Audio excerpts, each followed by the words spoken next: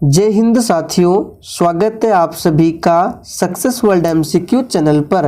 तो देखिए दोस्तों, आज की इस वीडियो में बिहार पुलिस के लिए जीके, जीएस और हिंदी व्याकरण के मिक्स प्रश्नों को लेकर आए हैं। तो जितने भी अभ्यर्थी इस बार बिहार पुलिस में पहली बार फॉर्म भरने वाले हैं, तो आप लोग देख लीजिए एग्जाम में किस तरह के प्रश्न पूछे जाते हैं। तो देखिए, पहला प्रश्न आपके सामने है, भारत में पहला जल विद्युत संयंत्र कहाँ लगाया गया था।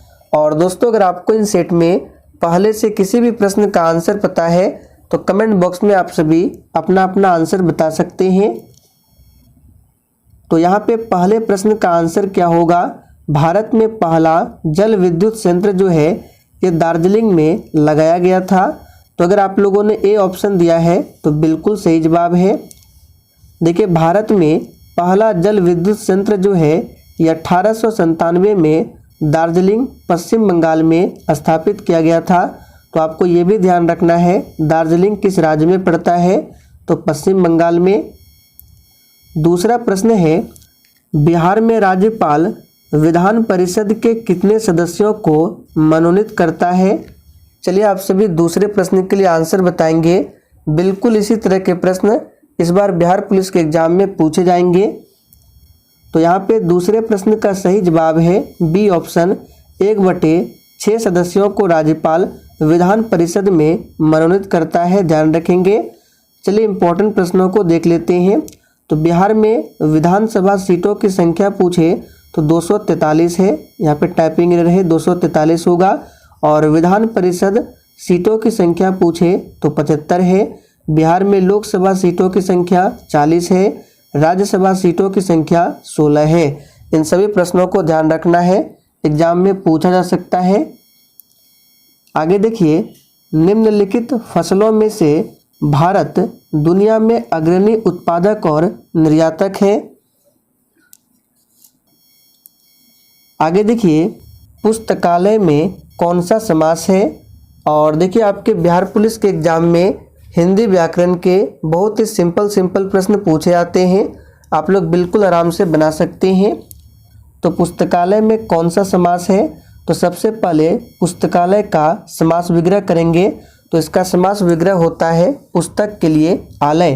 पुस्तक मतलब किताब, आलय मतलब घर। तो देखिए, पुस्तक के लिए आलय बीच में क्या है, के लिए है।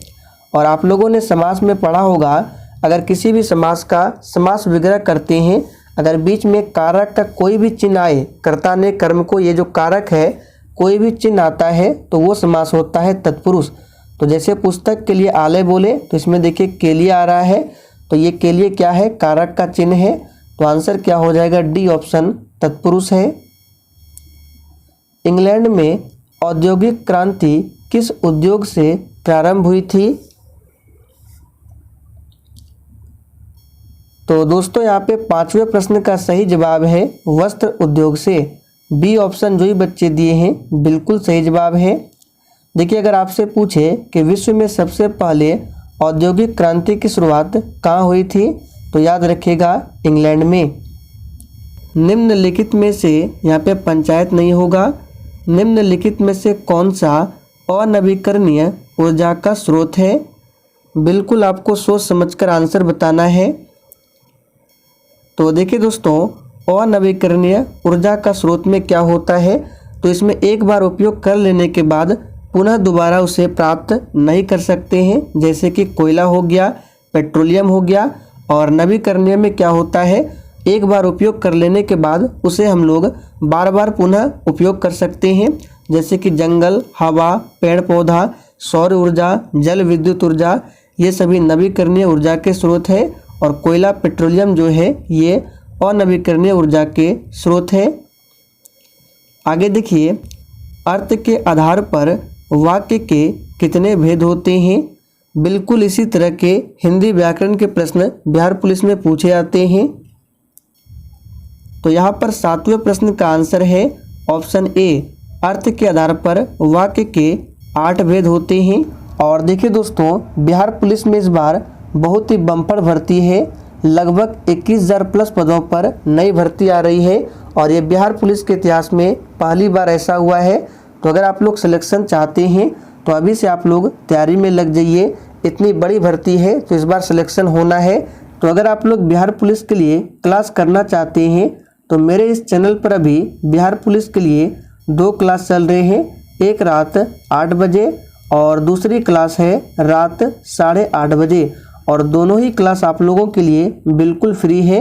और जितने भी क्लास कराए जाते हैं सभी के PDF प्लस नोट्स टेलीग्राम पर दिए जाते हैं बिल्कुल फ्री में। तो जितने भी स्टूडेंट चैनल पर पहली बार आए हैं आप लोग चैनल को सब्सक्राइब करके और साथ में बेल आइकन को जरूर प्रेस कर लीजिए, जिससे आप लोगों से एक भी सेशन मिस ना हो। आगे देखिए, विद्युत चुंबक बनाने के लिए किस पदार्थ के छड़ का उपयोग होता है? तो दोस्तों यहाँ पे 8वें प्रश्न का सही जवाब है नरम लोहे का प्रयोग किया जाता है विद्युत चुंबक को बनाने में। अगला प्रश्न है, ऑक्जेलिक अम्ल का प्राकृतिक स्रोत निम्नलिखित में से कौन है? तो यहाँ पर इस प्रश्न का सही जवाब है बी ऑप्शन, टमाटर में ऑक्जेलिक अम्ल पाया जाता है। अच्छा देखिए, टमाटर का जो रंग लाल होता है किसके कारण होता है? तो ये भी एग्जाम में पूछा गया था, याद रखिएगा, लाइकोपीन। लाइकोपीन के कारण टमाटर का रंग लाल होता है।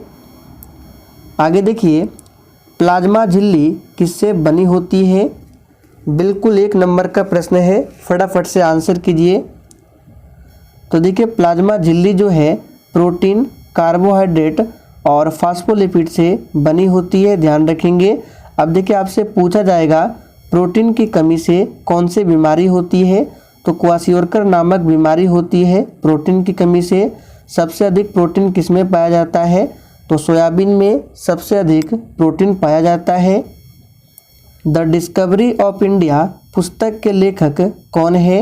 वेरी इंपॉर्टेंट प्रश्न है, क्योंकि ये प्रश्न बिहार पुलिस के एग्जाम में अभी तक 3 से 4 बार पूछा जा चुका है। तो इस प्रश्न का आंसर अगर आपने ऑप्शन बी बताया है तो बिल्कुल सही जवाब है Pandit Jawaharlal Nehru. The discovery of India पुस्तक के लेखक है। अब देखिए, पंडित जवाहरलाल नेहरू की बात करें तो ये भारत के प्रथम प्रधानमंत्री थे और इन्होंने ही संविधान सभा के सामने 13 दिसंबर 1946 को उद्देशिका यानी कि प्रस्तावना को प्रस्तुत किया था। आगे देखिए, सिंधु घाटी सभ्यता का स्थल जो कि धौलावीरा है, ये किस भारतीय राज्य में स्थित है? तो यहाँ पे 12वें प्रश्न का आंसर है सी ऑप्शन, धौलावीरा गुजरात राज्य में स्थित है। और भी इम्पोर्टेंट स्थल है, जैसे कि आपसे पूछा जा सकता है लोथल किस राज्य में है? तो गुजरात में है। किस नदी के किनारे है? तो लोथल भोगवा नदी के किनारे है। मोहनजोदड़ो की बात करें तो इसका शाब्दिक अर्थ होता है मृतकों का टीला, और ये वर्तमान में पाकिस्तान में सिंधु नदी के किनारे बसा हुआ है। हड़प्पा की बात करें तो ये रावी नदी के किनारे है। और कालीबंगा की बात करें तो ये राजस्थान में है। सभी को ध्यान रखेंगे। आगे देखिए, कौन सा ब्रिटिश अधिकारी स्थानीय स्वशासन से जुड़ा है? तो ये प्रश्न भी एग्जाम के लिए काफ़ी ज़्यादा इम्पोर्टेंट है। सही आंसर है लॉर्ड रिपन। अब देखिए, लॉर्ड रिपन के शासनकाल में क्या हुआ था? तो 1881 में भारत में 10 के आधार पर जनगणना होती है। अगर भारत में पहली जनगणना पूछे तो 1872 में हुई थी, लॉर्ड मेयो के समय में। खाद्य एवं कृषि संगठन का मुख्यालय कहाँ पर स्थित है? और देखिए दोस्तों, इस प्रैक्टिस सेट में आपके जितने भी प्रश्न सही होंगे आपको सेशन के लास्ट में कमेंट करके अपना अपना स्कोर जरूर बताना है। मैं सभी के स्कोर को चेक करूंगा। तो खाद्य एवं कृषि संगठन का हेडक्वार्टर कहाँ पर है? तो सही जवाब है डी ऑप्शन, इटली की राजधानी रोम में। अब देखिए, विश्व स्वास्थ्य संगठन का मुख्यालय पूछा जाता है एग्जाम में, जिनेवा है। विश्व व्यापार संगठन का मुख्यालय जिनेवा है। यूनेस्को का मुख्यालय फ्रांस की राजधानी पेरिस है। अंतर्राष्ट्रीय न्यायालय का मुख्यालय कहाँ पर है? तो नीदरलैंड के द हेग में। सभी को ध्यान रखना है। इबोला क्या है? आंसर बताएंगे, इबोला क्या है? तो सही जवाब है इबोला एक प्रकार का विषाणु है। तो यहाँ पे ए ऑप्शन जो भी बच्चे दिए हैं उनका बिल्कुल सही जवाब है। विटामिन ए मुख्यतः कहाँ संग्रहित होता है?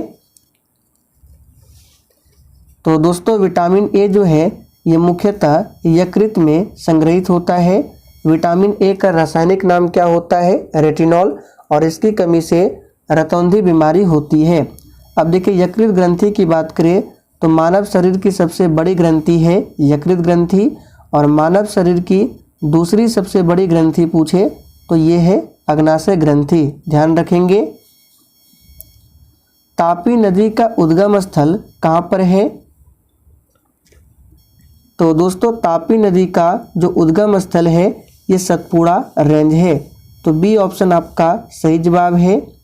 देखिए ताप्ती नदी सतपुड़ा रेंज से निकलती है और ये खंभात की खाड़ी में जाकर गिरती है। अगला प्रश्न है समदाब रेखाएं जिसको आइसोबार कहा जाता है ये किसको प्रदर्शित करती है? तो देखिए दोस्तों समदाब रेखाएं जो होती है ये किसको प्रदर्शित करती है? तो समान वायुमंडलीय दाब को। यहाँ पर डी ऑप्शन आपका सही जवाब है। साधारण नमक का रासायनिक नाम क्या है? तो बहुत ही सिंपल प्रश्न है, सभी को इसका आंसर पता है। सोडियम क्लोराइड, इसका रासायनिक सूत्र होता है NaCl, ये साधारण नमक है। शैशव शब्द कौन सा संज्ञा पद है? तो देखिए शैशव शब्द जो बना है ये शिशु से बना है, तो शिशु का भाववाचक जब बनाएंगे तो शैशव होता है। तो आंसर क्या होगा? भाववाचक संज्ञा। और देखिए दोस्तों अगर आपको ये सेशन थोड़ा भी पसंद आता है तो प्लीज़ आप सभी सेशन को दिल से एक बार जरूर लाइक कर दें। हीराकुंड नदी परियोजना किस नदी पर है? तो दोस्तों हीराकुंड नदी परियोजना ये है किस नदी पर? महानदी पर। राज्य पूछे तो उड़ीसा राज्य। निम्नलिखित में से कौन बायोमास ऊर्जा का उदाहरण नहीं है? तो यहाँ पे सही जवाब है परमाणु ऊर्जा, ये बायोमास ऊर्जा का उदाहरण नहीं है, जबकि लकड़ी, गोबर, कोयला ये सभी बायोमास ऊर्जा के उदाहरण है। किलोवाट आवर किसकी इकाई है? वेरी वेरी इंपॉर्टेंट प्रश्न है, मार्क कर लीजिए, बार बार ये प्रश्न एग्जाम में पूछा जाता है। तो किलोवाट आवर जो है ये ऊर्जा की इकाई है। बौद्ध धर्म के संस्थापक कौन थे? तो दोस्तों बौद्ध धर्म के संस्थापक थे गौतम बुद्ध। यहाँ पर सी ऑप्शन आपका सही जवाब है। गौतम बुद्ध के बचपन का नाम पूछा जाता है तो सिद्धार्थ था। गौतम बुद्ध का जन्म कहाँ हुआ था? तो लुम्बिनी कपिलवस्तु में। ज्ञान की प्राप्ति कहाँ होती है? बोधगया में। प्रथम उपदेश कहाँ पर दिया था गौतम बुद्ध ने? सारनाथ में। और सर्वाधिक उपदेश पूछे तो श्रावस्ती में। आप लोग कमेंट करके बताइए गौतम बुद्ध की मृत्यु कहाँ हुई थी? मृत्यु को महापरिनिर्वाण कहा गया है, तो आपको कमेंट करके बताना है गौतम बुद्ध का महापरिनिर्वाण कहाँ पर हुआ था। भ्रष्टाचार को नियंत्रित करने के लिए भारत सरकार का कौन सा संगठन है? तो यहाँ पे 25 का आंसर सही जवाब है केंद्रीय सतर्कता आयोग। परमाणु ऊर्जा प्राप्त करने के लिए निम्न में से किसका प्रयोग किया जाता है? तो यहाँ पर अगर आपने ऑप्शन बी बताया है तो बिल्कुल सही जवाब है। परमाणु ऊर्जा प्राप्त करने के लिए यूरेनियम का प्रयोग किया जाता है। किस यूरेनियम का? तो यूरेनियम 235 का प्रयोग किया जाता है। महान थे। तो आर्यभट्ट के बारे में आप सभी जानते हैं। आर्यभट्ट एक खगोल शास्त्री एवं गणितज्ञ थे और ये भी पूछा जाता है एग्जाम में आर्यभट्ट किसके दरबार में रहते थे? तो चंद्रगुप्त द्वितीय के दरबार में रहते थे।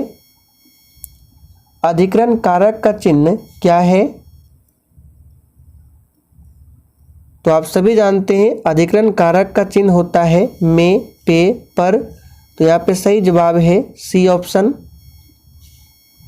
यदि किसी तत्व की परमाणु संख्या 16 और द्रव्यमान संख्या 32 हो तो न्यूट्रॉन की संख्या कितनी होगी? तो देखिए, न्यूट्रॉन की संख्या निकालने के लिए क्या करेंगे, द्रव्यमान संख्या में परमाणु संख्या को घटा देंगे, तो 32 में 16 गया 16, तो यहाँ पे सही जवाब है सी ऑप्शन, याद रखेंगे। तो दोस्तों आज के लिए इतना ही। सेशन पसंद आया हो तो सभी लोग सेशन को एक बार लाइक करके और अधिक से अधिक सेशन को दोस्तों के साथ जरूर शेयर करें।